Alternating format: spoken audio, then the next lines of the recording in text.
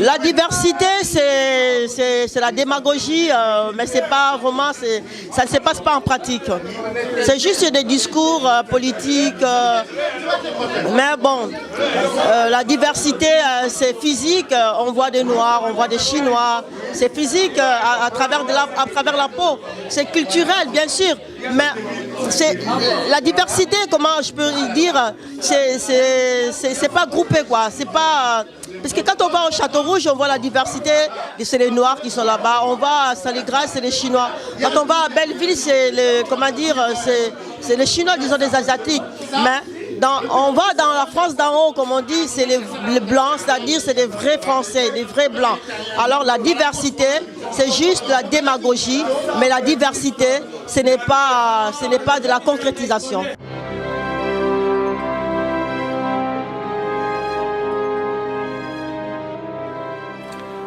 Mesdames, Messieurs, bonsoir. Alors, lors de cette foire de Paris version 2017, je profite ce moment pour vous faire écouter le peuple noir en France. Surtout, ils ne veulent pas parler parce qu'ils ont peur. Mais quelques-uns d'entre eux, quand j'arrive à les mettre en confiance, ils disent vraiment ce qu'ils pensent. Alors, écoutez-les. Les élections qui se passent en ce moment. Alors tu me branches sur l'élection en France. Oui. Je dis que justement, ça doit nous faire réfléchir et nous dire que nous sommes un peuple avec beaucoup de capacités. Parce que si on regarde les choses avec discernement, oui, on comprend le jeu. Maintenant, nous, ça doit nous ramener à quelque chose. Oui. Nous, qu'est-ce que nous faisons avec nous-mêmes? Tu comprends? Qu'est-ce que nous devons faire avec nous-mêmes? C'est important. Et c'est ça. Donc ce qui se passe là, c'est très faible ça. Et pas quelque chose de fort, malheureusement c'est quelque chose de faible. Donc nous devons nous dire, qu'est-ce que nous faisons nous? Est-ce que nous prenons en main? On arrête de pleurer, on travaille, on se met en lien et on traverse. Et on montre qui on est. Donc par notre travail, par notre amour, par notre compétence, par notre imaginaire, par notre créativité, par nos artisans, par nos chefs d'entreprise, par nos jeunes. Voilà, on a tout. Il n'y a plus d'excuses là, pour nous. Voilà. C'est bien. Et à partir de ce moment-là, ce qu'on peut faire, on le fait d'abord pour nous, c'est vrai, mais on le fait aussi pour la postérité. Parce que nous aurons ainsi contribué à apporter notre pierre au patrimoine français. Et ça, c'est quelque chose de fondamental dans ma démarche. D'accord. Et dans votre démarche, vous trouvez que ça manque alors, que ça n'existe pas ou sinon? Moi, je dirais qu'il faut que nous... Vous savez, moi, il y a quelque chose qui m'a toujours étonné. Quand je discutais il y a 15-20 ans avec des gens, on me dit « Ah oui, mais moi, je ne sais pas si je vais rester ou si je vais partir. » On s'en fout. Aujourd'hui, vous pouvez être là, faire du business à Haïti, parce qu'il y a Internet, il y a les sites Internet, les gens peuvent... On est international, on est connecté. Merci. Tout est connecté partout. Donc, qu'est-ce que vous avez à vous poser la question de savoir si vous voulez le faire d'ici? En plus, les lois françaises, on a beau dire, encourage l'investissement, protège votre investissement. C'est vrai. Donc, investir ici, vous n'avez pas un coup d'État demain, vous n'avez pas... C'est vrai, il y a une sorte de sécurité quand même. Il y a une sorte de sécurité. Et profitons de ça pour asseoir des entreprises industrielles de taille raisonnable qui soient construites pour durer. Nous, en Outre-mer, et je voudrais rebondir d'ailleurs là-dessus, c'est que pour ce qui concerne les ultramarins, je constate que depuis quelques années, nous n'avons plus rien, nous ne sommes pas mobilisés, nous n'avons pas des personnes qui puissent nous représenter. Et c'est vrai qu'il faut faire très attention à l'extrême droite. En tout cas, la France est un pays de liberté, je pense que tout le monde s'y retrouve. Et il faut que l'outre-mer même, les outre-mer, comme on dit souvent, et les Antillais, la communauté noire dans son ensemble, retrouve sa place et s'organiser dans ce pays. Et je voudrais dire aussi, il n'est pas normal que nous n'ayons pas nous-mêmes notre candidat à l'élection présidentielle, ne serait-ce que pour figurer. Il y a des choses à faire, vous savez, la route elle est longue, mais il faut vraiment qu'on puisse réfléchir là-dessus et un jour présenter ne serait-ce que des députés, un candidat qui soit crédible et des personnes qui puissent défendre les couleurs des Outre-mer, de la communauté. C'est vrai ce que vous dites, c'est un sujet tabou, c'est que, parce que le plus souvent on reproche nos afro-caribéennes de ne pas être présents, de ne pas vouloir impliquer. Quel est votre avis? Mais je crois que le problème de fond, c'est qu'il faut un moment qu'on puisse mettre les œufs dans le même panier. Lorsqu'on parle des Antillais-Guyanais, on parle de la Guyane, des Antilles, de la Martinique, de la Guyane. Je pense qu'à un moment, il faut que tout l'outre-mer, les outre-mer, comme on dit, puissent mettre les œufs dans le même panier et monter des projets, faire un projet d'avenir. Parce que d'autant plus que nous avons des jeunes, je ne veux pas dire qu'ils sont beaucoup plus intelligents, c'est pas ça, mais qui ont une autre vision des choses. Et d'ailleurs, j'étais le premier à dire, il faut renouveler la classe politique. Donc je pense qu'aujourd'hui, il faut un virage à 180 degrés, il faut tout revoir dans son ensemble. Il faut qu'il y ait un projet ultramarin, si on veut avancer, et il y a des sujets qui se sont pointués. Par exemple, il n'est pas normal que les Outre-mer, nos jeunes enfants qui sont en Outre-mer, ils viennent ici faire des études, ils n'ont pas, j'ai reproché d'ailleurs à l'Outre-mer de ne pas avoir un parc immobilier pour recevoir ces jeunes étudiants, pour que nous ayons des cadres. Nous n'avons pas de cadres. Quand vous n'avez pas de cadre, vous ne pouvez pas aller loin. Et on a fait de l'antillais, des facteurs, des gens qui travaillent à la SNCF, à la RATP, et nous avons des possibilités. Nous avons des gens qui ont des capacités intellectuelles, nous avons des gens qui peuvent être des cadres demain, qui peuvent être des énarques, des polytechniciens. Je pense qu'il faut dès à présent se mettre au travail et fournir à la France des cadres comme par le passé. C'est vrai ce que vous dites, mais dernièrement j'ai rencontré Mme Christiane Taubira. Elle m'a expliqué que c'est vrai, ceux qui veulent prendre des responsabilités ne sont pas soutenus par eux-mêmes, par leurs confrères. Quel est votre avis? Non, mais vous savez, Mme Taubira, Madame la ministre, je dirais, c'est une grande dame, mais je pense que, et comme je l'ai dit il n'y a pas si longtemps, il faut un renouvellement de la classe politique. Je ne veux pas dire qu'elle est une femme du passé, c'est pas ça. Mais il faut renouveler, nous avons aujourd'hui de jeunes cadres. Il y a 20 ans, on n'avait pas des énarques, des polytechniciens. Aujourd'hui, il y en a. Il faut travailler avec ces gens-là. Je veux dire, il y a des choses à faire. Il faut un renouvellement de la classe politique. Nous avons des jeunes Antillais-Guyanais, des jeunes ultramarins qui ont des capacités. D'ailleurs, nous avons des jeunes qui ont étudié au Canada. Ils sont compétents. Mais quand vous vous rendez compte, un jeune qui fait des études au Canada et à l'étranger, avec un bac plus 5, plus 6, comment voulez-vous qu'il trouve du travail en Guadeloupe? Il ne va pas chercher du travail pour 1 500 € par mois. C'est impossible. On ne peut pas dire que le nouveau président va faire. Je pense que le pouvoir, par exemple, le pouvoir n'est pas donné. On s'accapare du pouvoir. On prend le pouvoir. Je pense qu'aujourd'hui, et je vais me répéter, il faut que les ultramarins s'organisent dans ce pays. Il faut qu'on s'organise en Europe. Il y a des ultramarins partout qui font des choses. Il faut qu'on s'organise. On ne va pas nous donner le pouvoir, on s'accapare du pouvoir.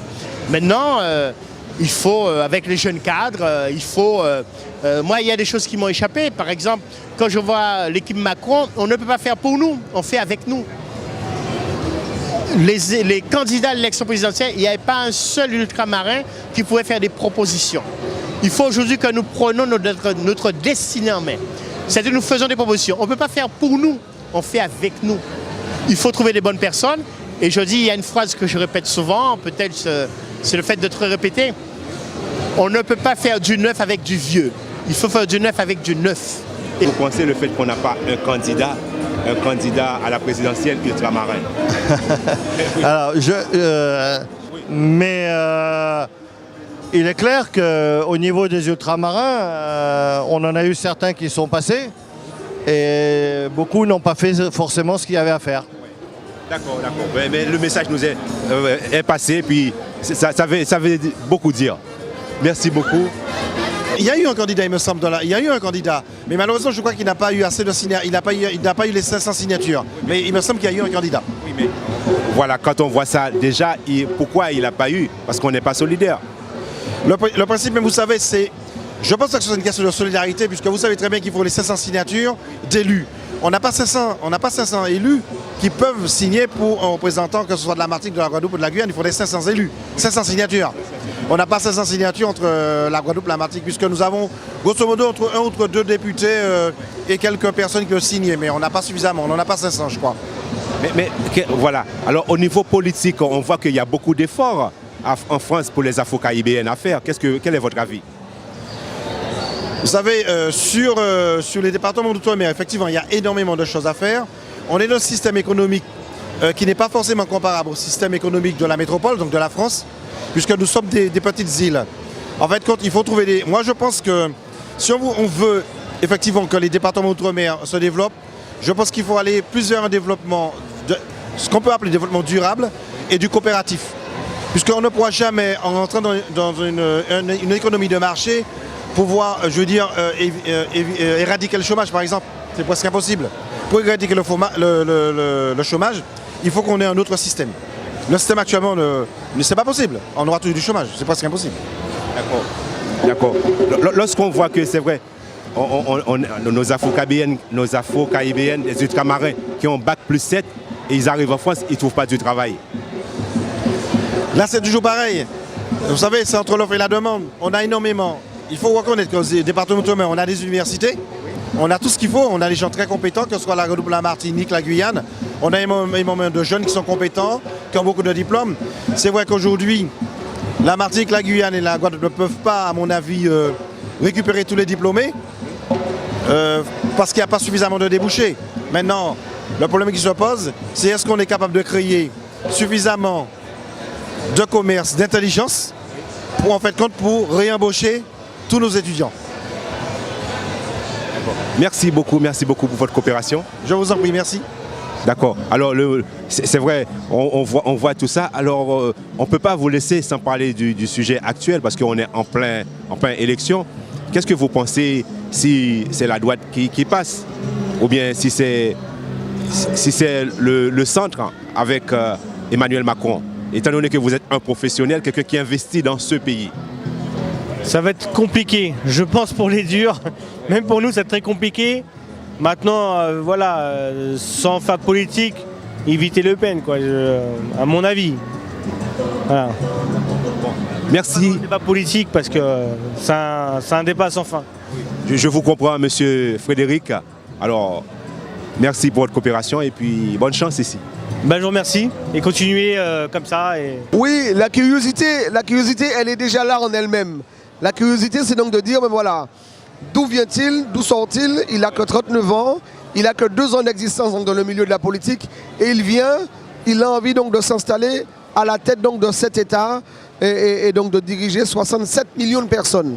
Voilà, c'est pas une mince affaire. Donc aujourd'hui, je pense que la science, cette politique, cette science a prouvé qu'il n'y avait pas de remède miracle aussi et que pour la première fois, j'ai envie de dire pour la première fois, la présidence de la République française, que ce soit donc d'un côté ou de l'autre, en tout cas, arrivera avec quelqu'un donc âgé de moins de 50 ans et ça c'est une première en France. Merci beaucoup, je ne veux pas abuser de votre temps. Voilà, merci beaucoup de votre coopération. Pour les élections, je ne vais pas m'avancer. La seule chose que je pourrais, comment dirais-je, dire aux amis, aux téléspectateurs, il faut aller voter, point. C'est tout. Allez voter les Mamaïla. Merci beaucoup. Frère. Ouais. Qui vient faire l'affaire? Alors, qui est jeune parmi les 11? Moi, je pense que c'est Macron. Alors, j'irai voter Macron. À mon avis, beaucoup de jeunes sont de mon avis. Je crois que c'est Macron qui est le mieux placé pour remporter cette élection. Non, mais je ne pense pas que la France soit prête à ces choses-là. La France déjà n'est pas prête à mettre plus de femmes que ça au pouvoir, même si Marine Le Pen fait une montée. Mais de là, mettre des gens de couleur, faut pas se leurrer. Hein. Je ne fais pas de politique, mais je sais que la France n'est pas prête à ça. Oui, mais on n'a même pas un ministre. Alors... Non, on n'a pas de ministre, mais pour moi, je me suis jamais leurré dessus. Il pourrait y avoir autant de Noirs, autant de Maghrébins, autant d'étrangers qu'il faut en métropole. Je ne crois pas que la France soit prête à partager le pouvoir avec des personnes qui viennent d'ailleurs. Bon, vous trouvez ça normal? Ah non, moi je trouve pas ça normal. Là j'ai fait le constat. Après, est-ce que je trouve ça normal? Non. Parce qu'aujourd'hui, on a des Noirs, des Maghrébins, des Chinois, tout ça, qui sont chefs d'entreprise, qui participent à l'évolution du pays, qui participent à l'essor du pays. Et une fois qu'ils veulent arriver en politique, on les ramène à leurs origines. À leurs origines, ils ont bac plus 7.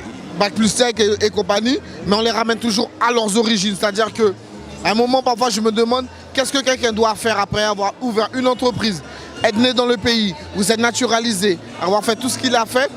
Il ne sera jamais vraiment considéré comme un vrai Français. À partir du moment où il voudra passer du côté où il voudra faire quelque chose pour le pays en termes de politique. Mais pour moi, ça, c'est déplorable. Est-ce que... Voilà. Moi, je ne pense pas que ce soit Marine Le Pen ou Macron, qu'il y aura plus de postes que ça pour les Afro-Caraïbéens. Franchement, je ne pense pas. Je ne suis pas un politicien, hein, mais je fais un constat de chef d'entreprise. Le nombre de chefs d'entreprise noirs ou autres qui ont évolué et qui apportent quelque chose au pays, dès qu'il s'agit de politique, on voit que c'est quelque chose d'assez national et je ne crois pas vraiment, à part si les personnes sont dans leur département d'outre-mer, pas de problème. Mais au niveau national ici... Mais pourquoi vous dites national? Un Antillais, un Guadeloupéen, c'est un Français. Il a le droit comme... c'est un Français. Ah oui, on est Français. Moi, je suis de la Guyane. Je suis Français. Mais je sais que pour les postes locaux, Guadeloupe, Martinique, Réunion et compagnie Mayotte, oui, on va nous laisser. Mais que dire de venir au national, ici, être ministre ou être député, je me vois mal qu'un Guyanais qui soit né dans la Sarthe, demain soit député de la Sarthe. Non, ça, j'y crois pas, quoi. Après, qu'on me prouve le contraire, mais ça, j'y crois pas. Parce que voilà, il y a un petit côté national dans chaque département de la métropole qui fait qu'on ne va jamais considérer quelqu'un qui vient de Martinique, Guadeloupe, Guyane, Mayotte, Réunion, même s'il est français comme un autre, comme étant légitime pour avoir ce genre de poste-là. Oh, d'accord. Merci. Et puis, vous pensez que tous nos Afro-Caraïbéens doivent continuer à jouer de la musique, courir derrière un ballon, c'est ça?